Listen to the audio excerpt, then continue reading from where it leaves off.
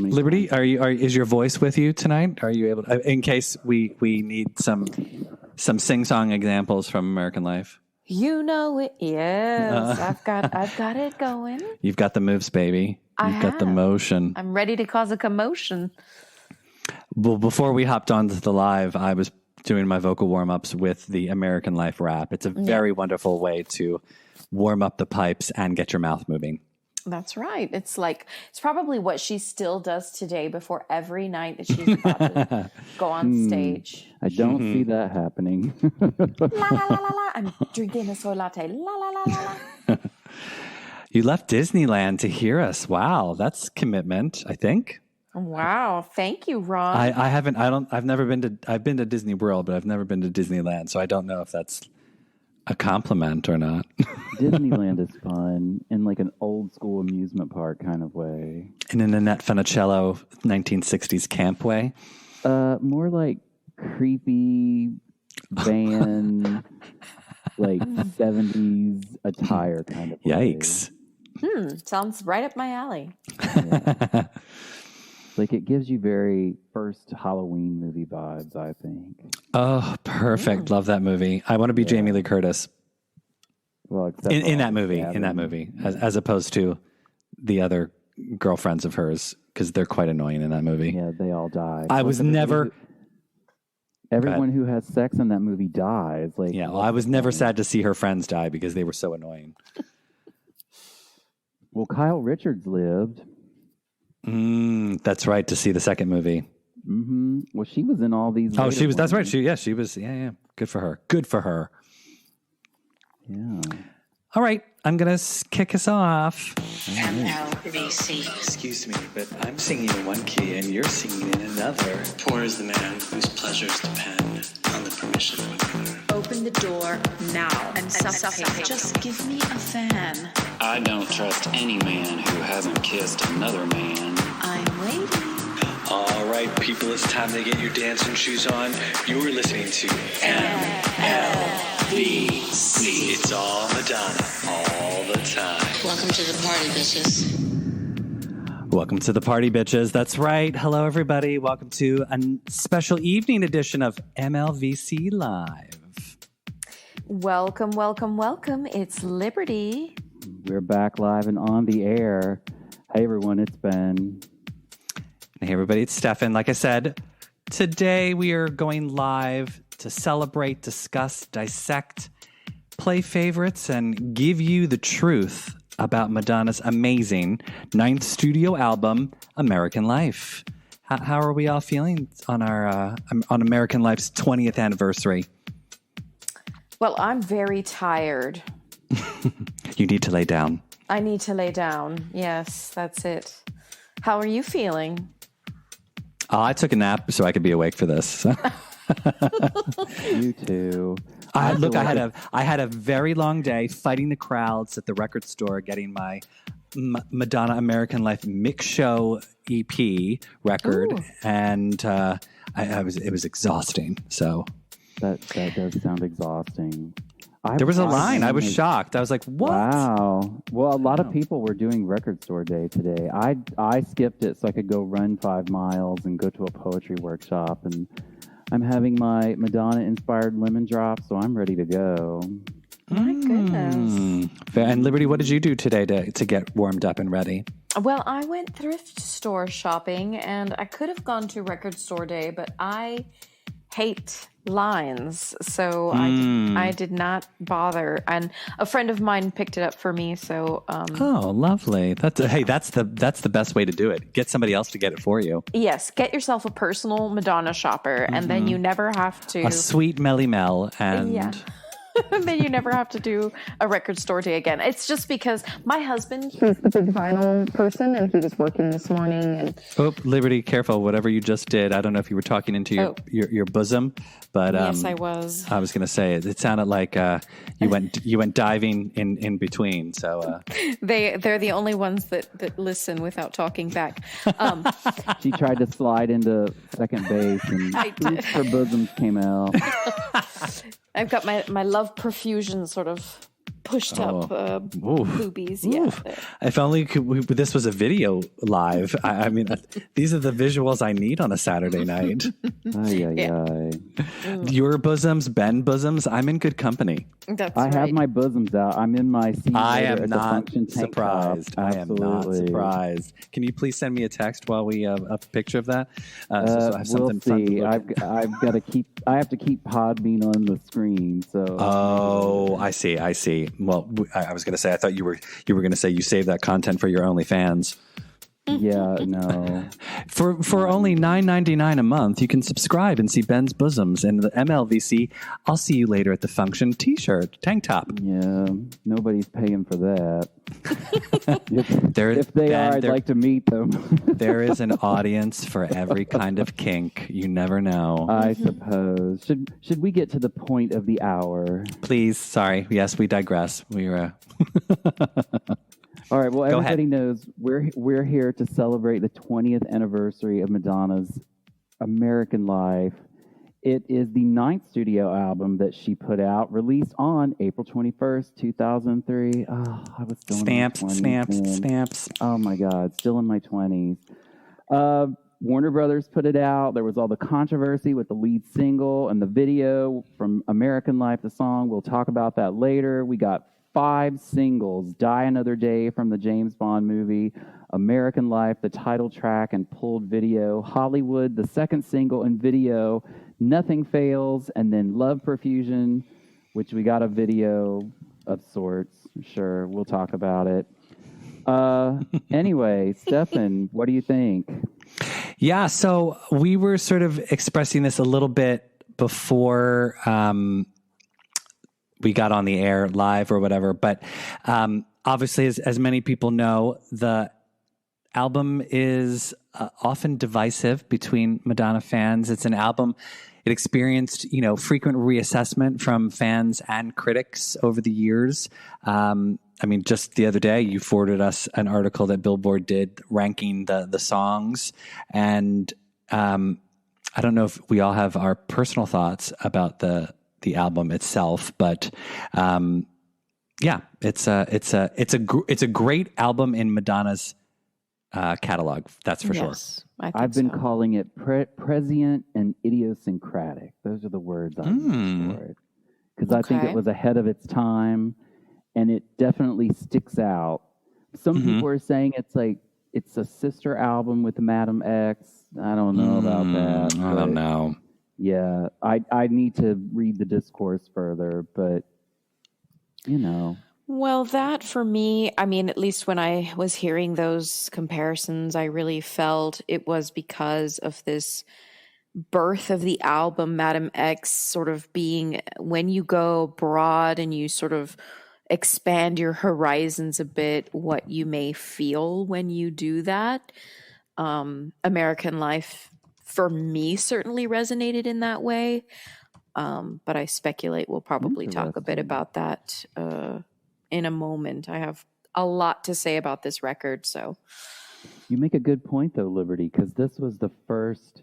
She recorded this when she was finally living totally full time in London. Because music, she was still living in the U.S. before she married Guy Ritchie. Right. So this is sort of the first true Mrs. Ritchie album, so to speak.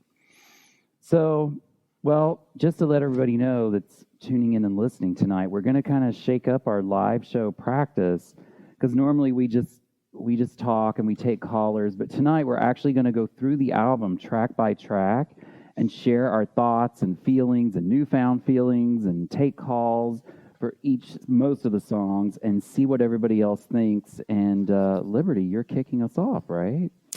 Yeah, I mean, and before we talk about those songs, let's go ahead and dive in a little bit to the looks, the imagery, the promotion for American Life. What do we think about this sort of revolutionary posture on the packaging? Do we like her look? Do we like this brunette appearance, right? Like Dark usually, Donna.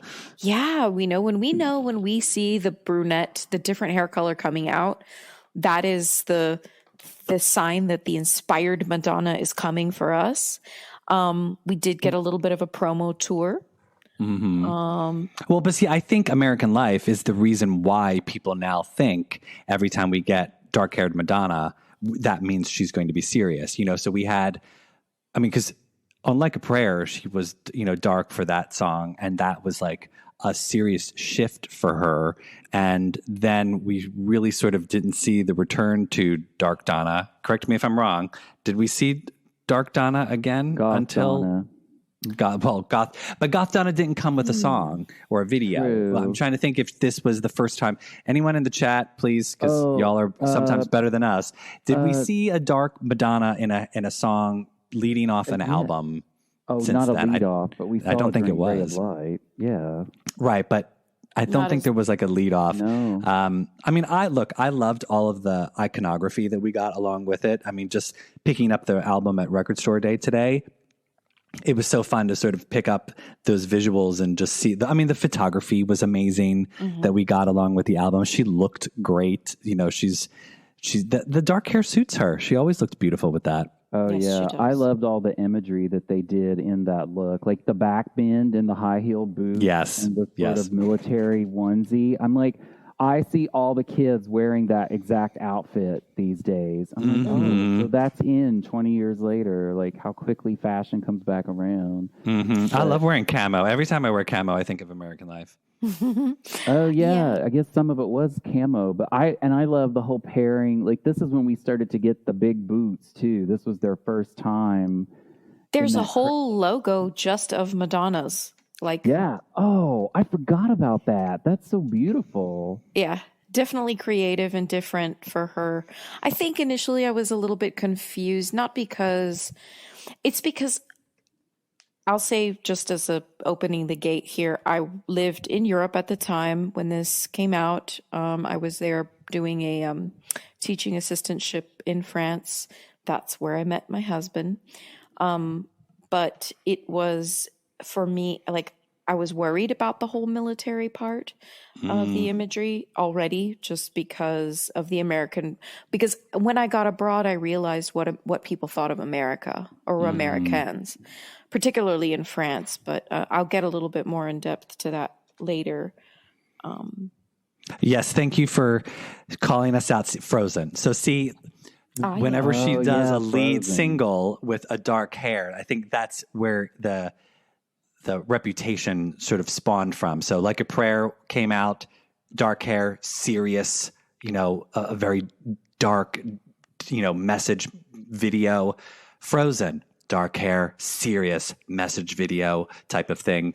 And then American Life, obviously, message, but, serious and brooding. Real quick, I did want to say my overall opinion of the album, as much as I love American Life, when American Life first came out, I remember feeling very disappointed because Madonna was, again, working with Mirwais, this time for the whole album. And I remember thinking, wait, she didn't change up her sound? That she always changes up her sound. It's supposed to be different from the last album. And although the music album was a mix between Mirwais and William Orbit, and though this was all Mirwais, I still felt it was too sonically close to the music album, and that sort of disappointed me. I don't know if either of you felt that way or any of our listeners felt that way, but and then also I think the lack of dance music.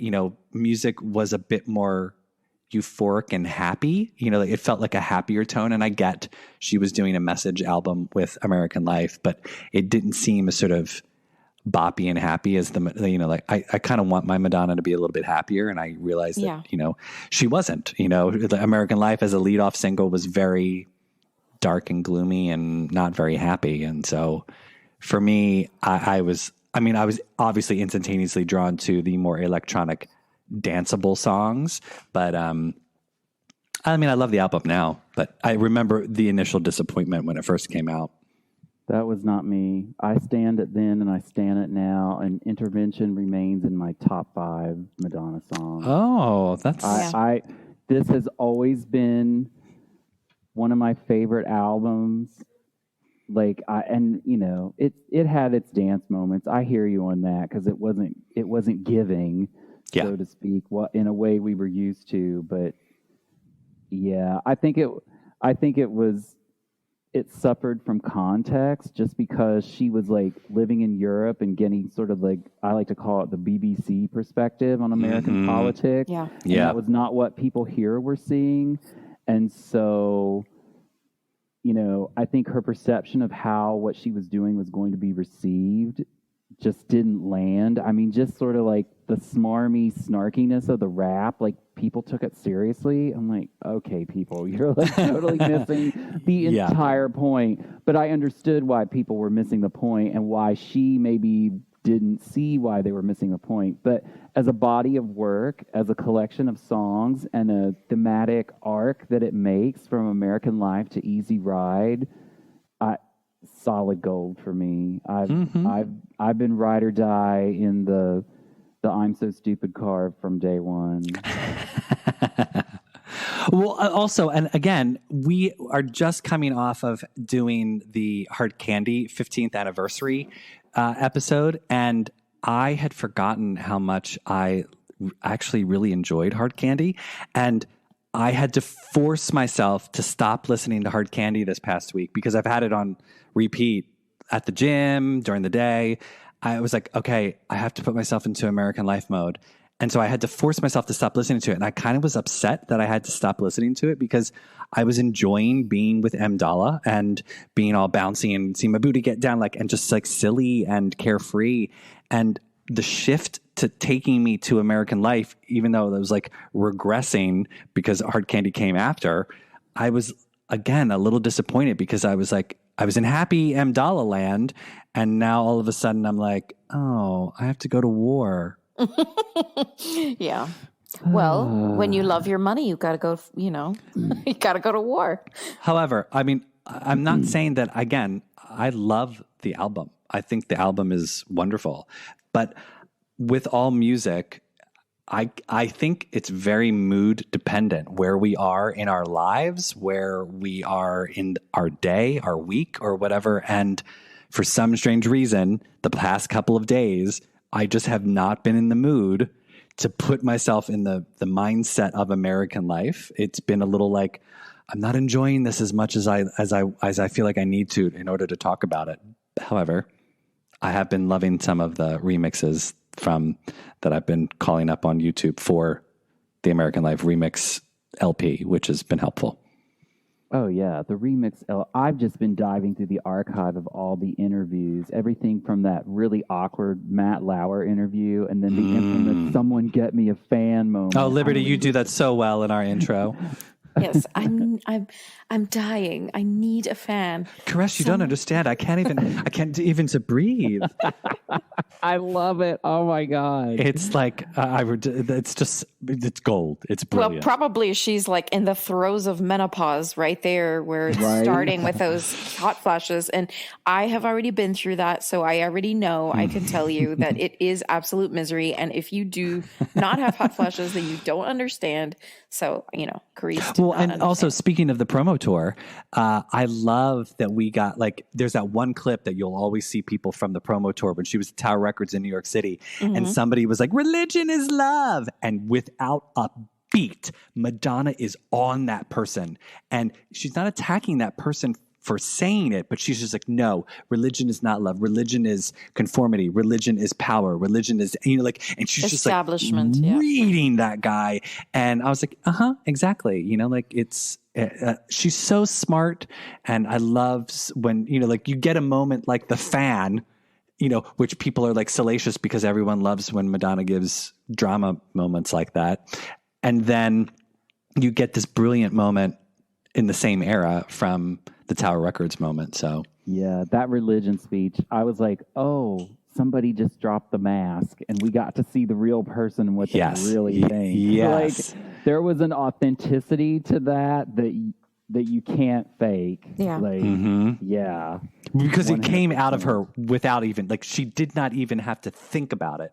It was she heard religion is love and boom, she just went. And yeah, it's, I also liked her look in that Tower Records thing. So good. The beret with the little pigtails. Pigtails. And the striped shirt with the little flower on the lapel, and she looked gorgeous. That whole era. I mean, speaking of the photography, like on the back of the LP from Record Store Day today, it's one of my favorite photos from the era. It's her like laying on the floor with her leg up, where she's like pressing her face against the floor, and she's got that leather jacket on and the boots and the camo. Oh my God. The makeup, yes, thank you, Ben, is amazing. That goth Donna eye, the smoky eye. Give me Madonna, dark hair and smoky eye. I'm in heaven. Who's got the booklet handy? Who did the makeup? Was that Andy LeCompte already, or did somebody? Because Kevin wasn't around to do that look anymore at that point, right? So, oh gosh, I don't know. Oh, and so I don't know if y'all, we're about to go track by track on the album. We're going to have to fly through this, or we're going to be podcasting till midnight. But 2 episodes, we'll be fine. But I wanted to say, I loved American Life packaging because they had put out like a special edition. So of course, like with Ray of Light, there was like that special edition that I ended up purchasing because I loved the shininess to it. And so with American Life, it was kind of like a little mini box set. And so it was like you could lift the top off the box and the album was inside, and there was a booklet, and I love that little packaging that they put together. I wish that she would come out with more special packaging like that for albums. Oh yeah. I mean, I got the one with I think I got the American Life version with all the little stamps. Yes. I think I have it unopened as well. Several copies. I love this album. I love this record. I don't really skip anything on it, so I've got a lot to say about each song. Well, why don't we jump into the first song, because that one's yours, Liberty. That's right. I've got the American Life, which is appropriate because my name Liberty and all that good stuff. So, all right. So what are we going to, I'm going to go ahead and kind of start talking, and then we'll see if we get a little caller. Yeah, we can take a caller in a minute. Okay, cool. Well, I'm going to give it a little, first I'm going to just talk really quickly. American Life is not the first song I heard from this record.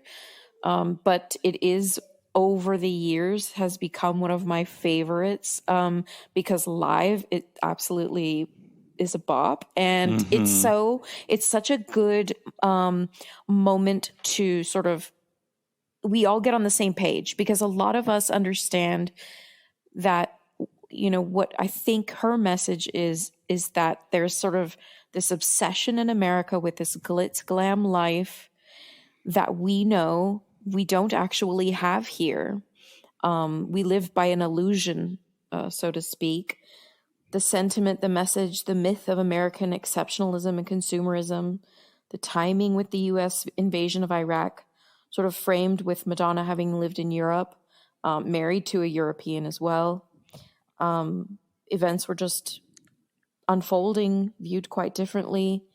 And it was the first time in a long time that Madonna sort of stepped into political on purpose, right? Or in her music. I mean, she's always sort of been political in her concert performances, but she was addressing it for the first time in her music. And oddly enough, 20 years later, I still think the song applies to American Life as we know it, even more so. More so than ever. That's why I say prescient, because I'm like, it was almost like she could see the future. Like the song is like an oracle for where we've ended up. Illuminati Madonna. Oh, let's not invoke that garbage. But, you know, it's just, yeah. It's worth saying. You'll go ahead. I was just going to say something, but it's not that. Oh, no, go on. Yeah. Paramount. I'm just thinking that, you know, given the rap, which I'm excited for the caller, because guess what, caller, you know? Yeah, whoever calls in we're gonna ask you if you can do the rap without lyrics in front of you. I've been practicing all week. Whoever calls in, you have to do the rap. So let's just do it. It'll be a wrap off between the caller and Stefan. Let's do it. Somebody call in. Practicing.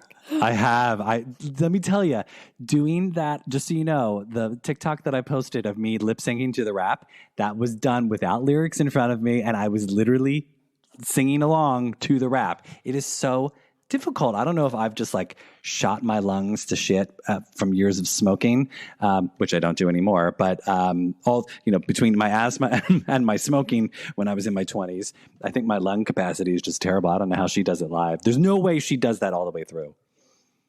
Well, it's a mystery, and that's okay because life is a mystery, and we're not meant to know I knew you these were going to say secrets that. of I knew you were going to performance. go there. While we wait on somebody to build up their courage to call in, I don't know if folks noticed that apparently they announced yesterday that that Ockerland's director's cut is going to be released next week of the video. I cannot wait. Cannot wait. In HD. Oh my gosh.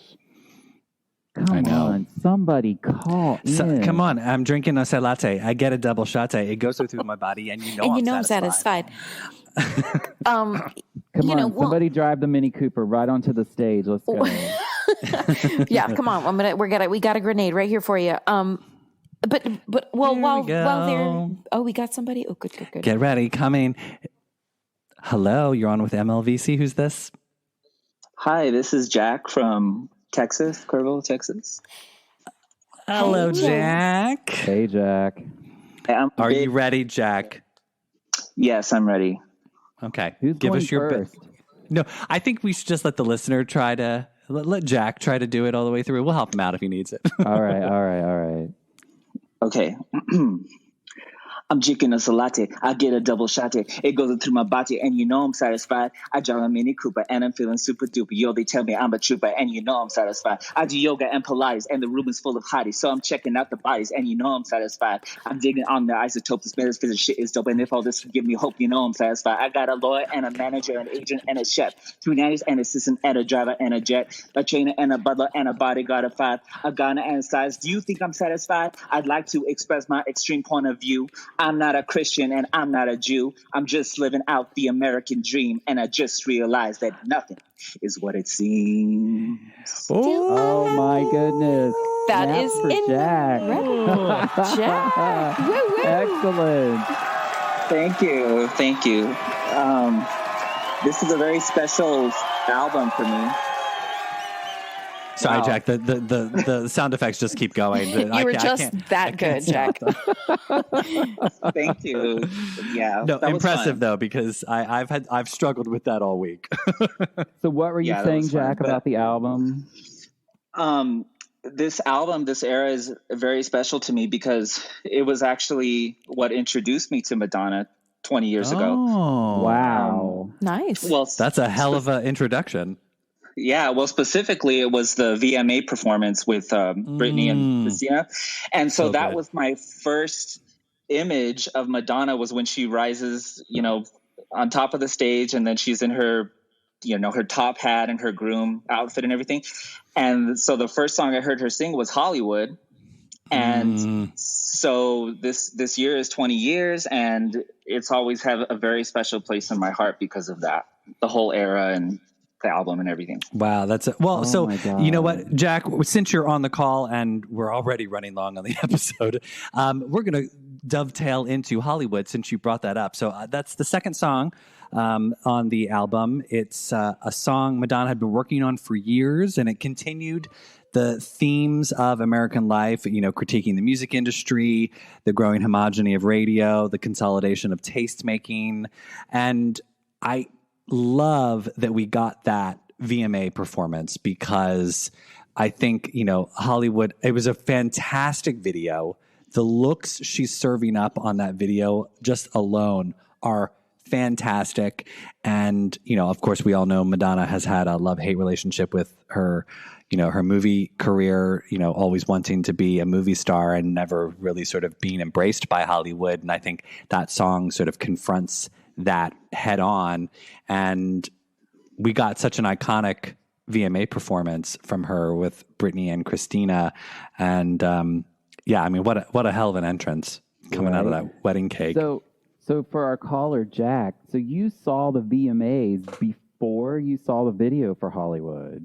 Yes, I did. And I wasn't quite 12, because I was like end of August of 2003. So I was like 11 years old. That's so cool. And so I just saw, this woman. I was like, who is this? I had no idea, as crazy as that sounds. I think the only other memory I think I remember from before then. I think I heard the song Music on the radio, but I didn't realize who it was.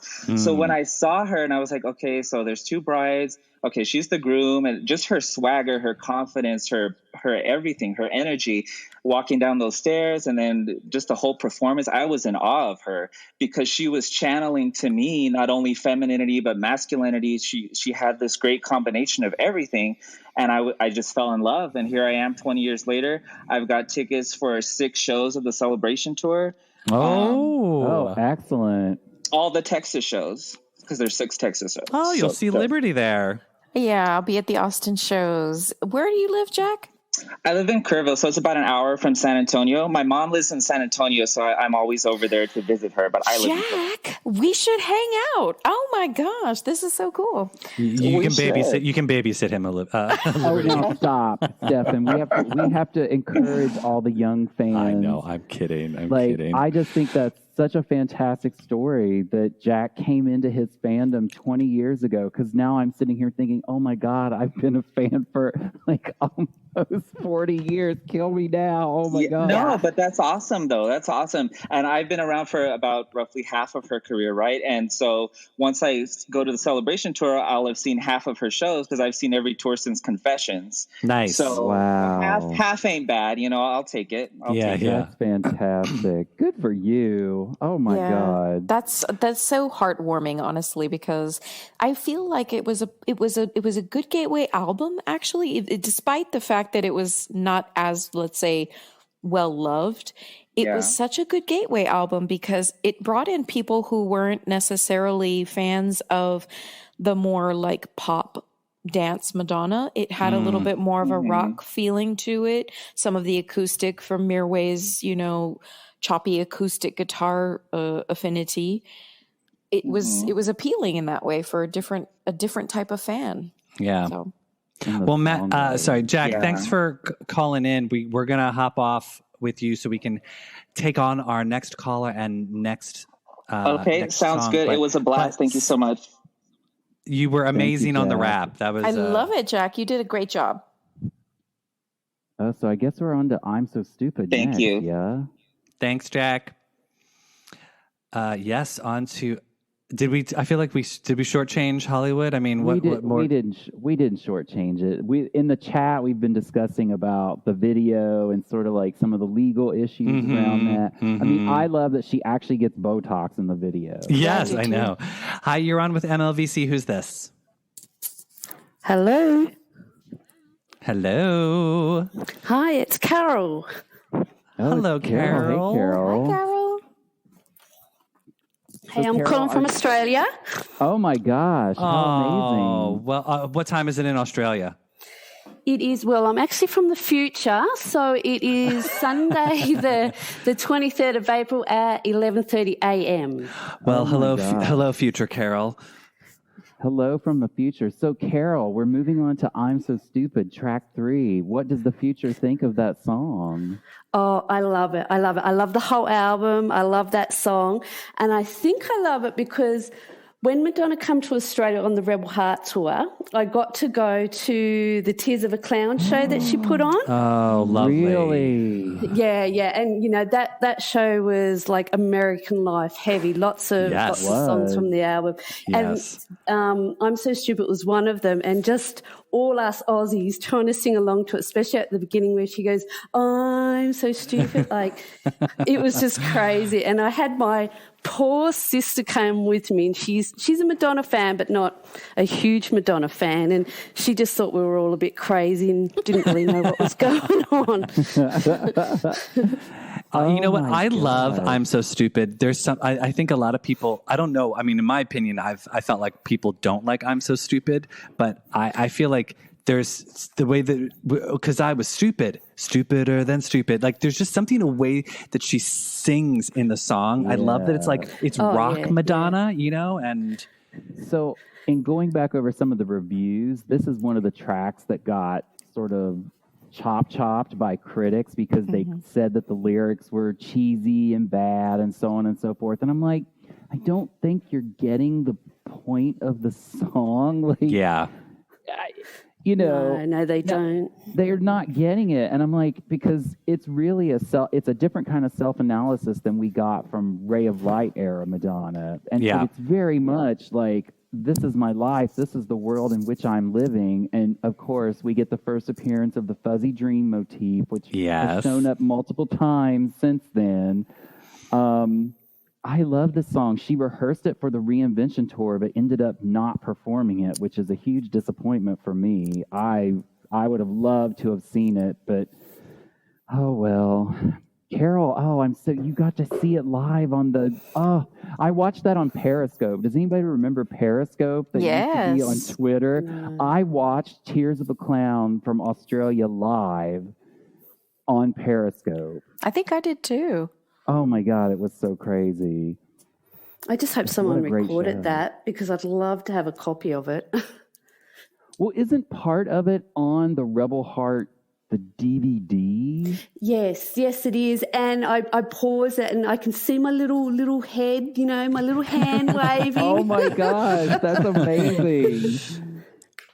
Carol, have you been claim to fame? I have. Have you been able to see Madonna since Tears of a Clown? No, I've only ever been to the 2 Australian tours, and that's it. And Tears of a Clown. So that's my special little Madonna treat. Mm-hmm. Wow. Are you planning? Are you going to try to see Celebration, or is that too far of a commute for you? It's a bit far. I'm kind of like Liberty. I'm a mum, I'm the same sort of age. So to, dump your child and be able to travel over the other side of the world is a bit hard. So I'm just hoping she comes back. I'm hoping she's just holding that up her sleeve, a little surprise for us, and comes back again. Yeah, I'm hoping too. I believe it's very possible. Yeah, I think all the fans in Australia should live in hope, because I feel like the Celebration tour, what was the name of the Cher tour that went on for like 3 years? The Believe tour, wasn't it? Yeah, and she kept saying, it's my last tour. And then wasn't that the Farewell tour? It was the Farewell tour. From the never-ending Farewell? There you go, something Farewell. like that. I feel like Celebration tour is going to do the same thing, because clearly it's moving tickets and making money. So. Yeah, I mean, they just got Mexico City just dropped this week. They sold out. They added another date. I mean, I feel like all of those, we'll get little like trinkets along the way. I think that there'll be more shows added, and Asia and Australia, I believe, will be, and South America will probably be on the list. Yeah, live in hope, Carol. Fingers crossed. We think it's going to happen. Yes. All right. Well, Carol, thanks so much for calling in. I appreciate you taking the time out of your busy Australian day. Problem, no, well, it's always hard to call in, because usually you do the live streams in the morning. It's like 4 a.m. over here, and it's like, I'm not going to get up that early, but, today. You're dedicated. You're just not that dedicated. Yes. Yeah, that's right. I don't blame you. This is great. We have a few people in the room from Australia. I love it, because we never get to talk to you guys. This is so cool. I'm so happy we decided to change it up a bit. That's good. Yeah, always the wrong time of day for us poor things. Yes, UK is asleep by now, so unfortunately they're not able to. But yes, Australia, this is perfect. Yeah, our turn. Yeah, exactly. Australia loves her, so it makes sense. Yeah. All right. Well, Carol, good. Have a wonderful rest of your Sunday. Thanks for calling from the future. I will. Bye, Carol. Thank you. Bye. Bye. Bye. All right, so up next, I guess Liberty's going to cover We've got Love Profusion, yeah. Ooh. And this is a huge fan favorite. It's not my favorite. I know you guys are going to come for me on that one. No, that's stop it. We're not. After Miles Away, I know. Nothing will surprise. It doesn't matter what I say anymore at this point, right? Because by the way, the slag campaign of Liberty not liking Miles Away has been endlessly enjoyable this past week. I don't know if you've gotten messages, but I've certainly got a few messages of like mouths, like jaws on the floor, being like, "I cannot believe Liberty does not enjoy Miles Away." And I'm like, I know. We've had a talking to her. And it's definitely, it's not as bad. Look, I know I make it sound a bit, like it might as well be like Happy Birthday or something, as bored as I am listening to it. But I think it's not that bad. Okay. Sorry. I think we have another caller. Hi, who's this? You're on with MLVC. Hello. I think that's me, Madonna Matt. Maybe. Hi, Matt. Oh, hello, it's Matt from Australia. Yes. I'm here in Sydney, so it's sunny autumn morning here in Sydney, and I was actually listening to a previous podcast episode to get excited for this morning because I've been hanging out for this. This is my favourite Madonna album and also my favourite album of all time ever released in pop music. I just think it's such an absolute masterpiece. Just everything about it. And Intervention is my favourite track. I know we're up to Love Profusion. Yes. But it's just so incredible. And I was at Tears of a Clown, second row from the front, and the fact that she actually sung Intervention and she dedicated it to Rocco. I don't know if any of you guys have seen the YouTube video where it's just a close-up of her face. Yeah, and she actually had... She was, and she actually had pictures of Rocco up on the screen, and it was just to hear my favourite song on my favourite album of all time. And correct me if I'm wrong, is that the only time she's ever sung Intervention?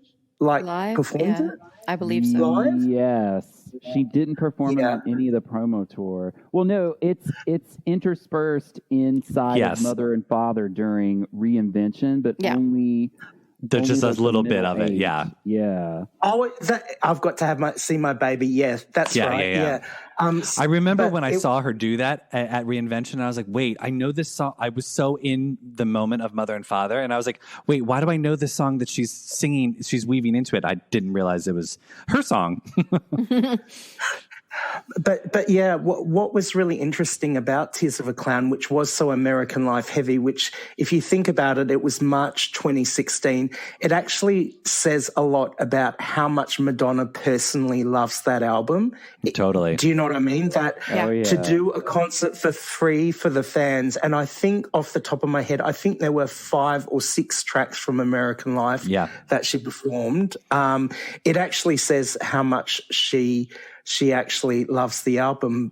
But I also went a little bit American Life crazy on Friday here in Australia.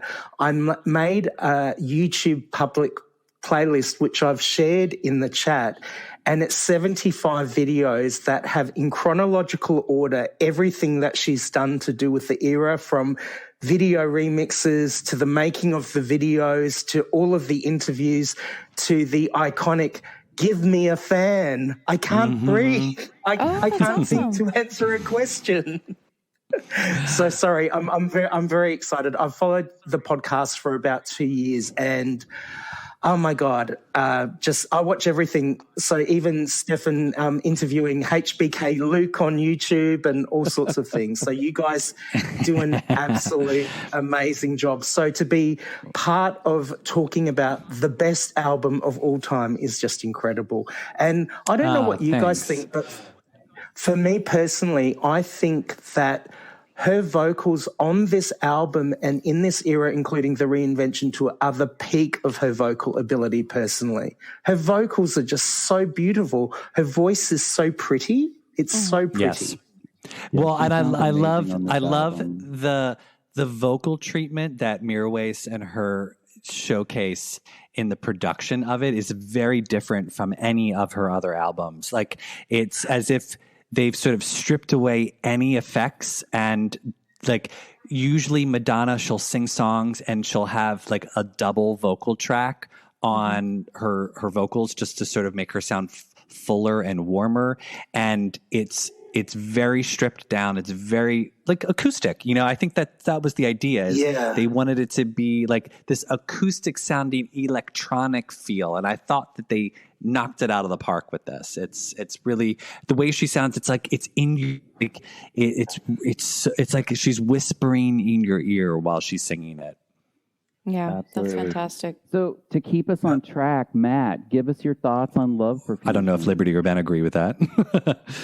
Oh no, I think I put in the chat that her vocals are right up on the mic and like super amazing this entire era. And later I'll talk, because when we get to Nobody Knows Me, I have like a whole story about her vocals and her live singing this era. But so let's get Love Profusion.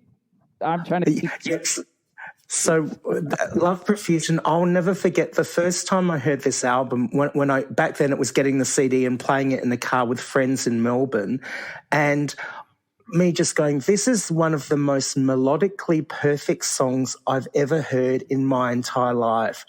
She's always been a great person at writing melodies, but I just love how the verses are so dark and almost punchy, staccato-ish, and then the chorus, the melodies and the harmonies, it just wraps you up inside of it. So it's very much a contrasting song, but to me, Love Profusion is probably one of the most perfect pop songs ever written. I just think it's stunning. And the layers in the production with Miraway's voice in the background as well, I can't say enough good things about it. I don't know what you guys think. I like Love Profusion. I like it. My only, okay, I got to give my caveat to this song is it's another origin, just like in I'm So Stupid, we had the beginning of the fuzzy dream motif. Love Profusion is the beginning of her ION rhyme obsession that we see later on in Confessions, and then, of course, at its peak in 4 minutes. And I laugh. I mean, as a writer and a poet, there's a part of me that, like, giggles every time I listen to Love Profusion because of that. And I'm like, oh, she did this once, and then she, like, kept doing it because she clearly enjoyed it, and it, like... Well, to me, it's a lot like the hard R that she does throughout this sort of era. I mean, music and American life, they both have this hard R that she started doing, which I don't know what that was all about, given at the time her propensity for the British accent, or the quote-unquote British accent that she sort of was also using intermittently. Those two things didn't align for me, but question and all that stuff but again, it is cute. It's a cute song, and we got a video for it, so I do too. I like the Wayne in the chat just says I prefer the Head Cleaner rock mix. Same. Oh yeah, that's an excellent version of Love Profusion. Oh my gosh, this is the first time where I was and the Ralph remix is better and the Ralph Rosario video club mix too. So in this playlist I've done, there's that's actually heaven. That's a heaven remix. There's an actual a video edit remix to that Head Cleaner mix as well on YouTube. It's the same video, but they've just coloured it up and made it look different. But yeah, I like that version as well. It's sped up too, isn't it? I remember because 2003, 2004 would have been the height of when I was like going out to bars and clubs, and I seem to remember seeing Love Profusion. I remember the Ralph Rosario mix, and like there was a video edit that they would play in the bars and clubs in those days. Oh yeah, that was everywhere. Somebody in the chat reminds us that the Love Profusion, the song and the video were all part of an Estee Lauder campaign. That's right. Because Luc Besson directed that, right? The film, the director who's done some interesting movies. Well, it's actually, so in this playlist that I've created, I've actually got that Estee Lauder commercial in the playlist so you can watch it. So what I'll do is... after the live podcast, I'll tweet. I think I've already tweeted it to MLVC, the podcast, but I'll tweet it again so anyone who's listening can watch it. But it's 75 videos of American life fabulousness. Awesome. Thank you so much. I saw you posted that, Matt. I followed you on Twitter for like a while now. I'm always like, this guy is like the fan. I've been called a psychotic fan before. I do have an American Life cushion on my couch that's sitting next to me, and I do have an American Life t-shirt. So not the new merch that's come out in the last couple of days, but nice. Anyway, Matt, tweet that, and we will definitely retweet it so our followers can see it as well. Yeah, because it's crazy, and there's a lot of live performance. She did that.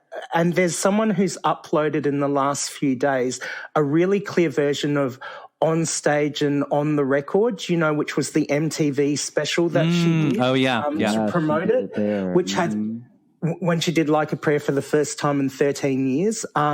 So it's got a lot of really good stuff in that I think a lot of us may have forgotten about that were part of the era. Nice. So, yeah, I'll tweet it. But love you guys, love the podcast, and so excited to be a part of this. So no, we appreciate. Thanks for keep listening. Thank you for calling in, Matt. We appreciate it. No worries. Bye. Bye. Matt. Oh, that's fun. I love that we've gotten some Australians calling in. Yeah, this is really awesome. I'm super excited. I love it. All right, Ben, you're up.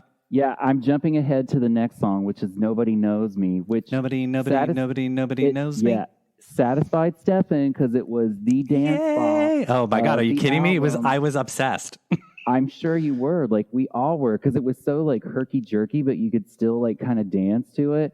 And it's so interesting because this song was like the dancing Madonna song at like the exact same time that Beyonce's Crazy in Love came out, and that's what they were playing in the clubs like constantly. Like, it's so funny to think that those two songs were out at the same time. Oh yeah, how funny.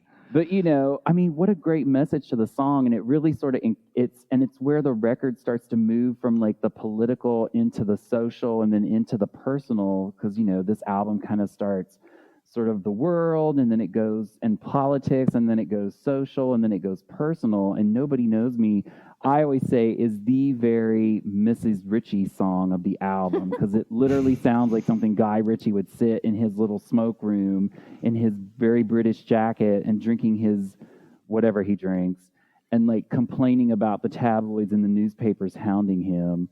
But, and of course, we got the amazing, this was the third number on Reinvention. Yeah. Oh my God. And she's on like the conveyor thing. No, it's the second one. Belt. Well, I mean, if we don't count Beast Within as the opener, it's Vogue into Nobody Knows Me. Frozen. Yeah. So just so in case anybody's wondering, because I saw Reinvention from the Pit in Madison Square Garden.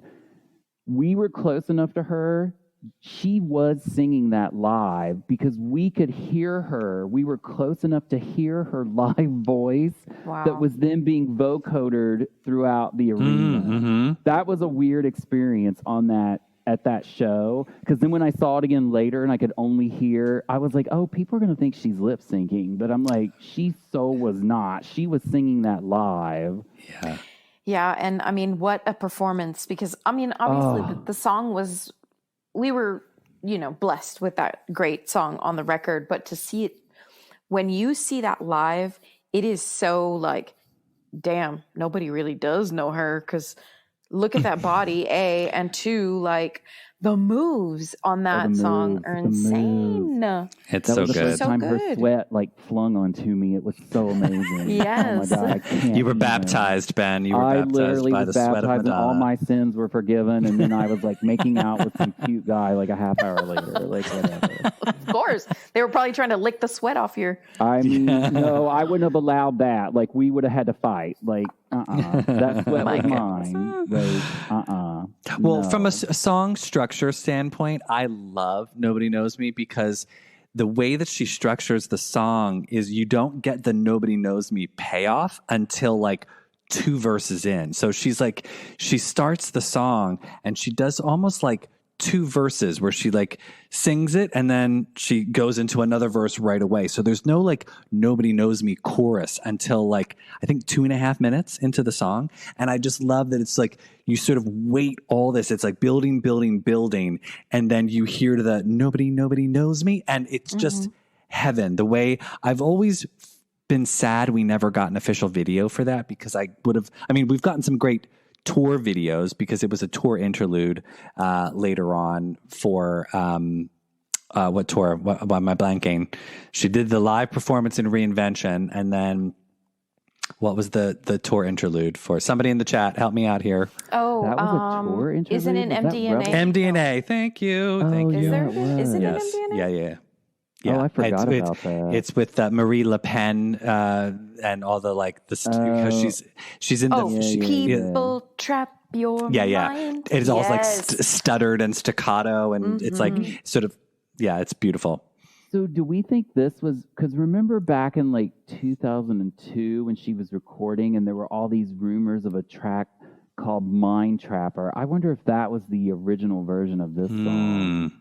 Because that song has never leaked, and there were so many leaks from this album, like songs that came out later that were like leftovers. I wonder if this was Mind Trapper. Anyway, I love this song, and they could have just used the Jonas Åkerlund's video, like filming of that from "I'm Going to Tell You a Secret," was released as an official video, a promo video for "I'm Going to Tell You a Secret," and so that's sort of like the video like that you have of that song. But I love Jonas's like recording of that performance because it to me does such justice to that song because there's so much going on and it's just her just walking and strutting and bending and twisting, and it's amazing.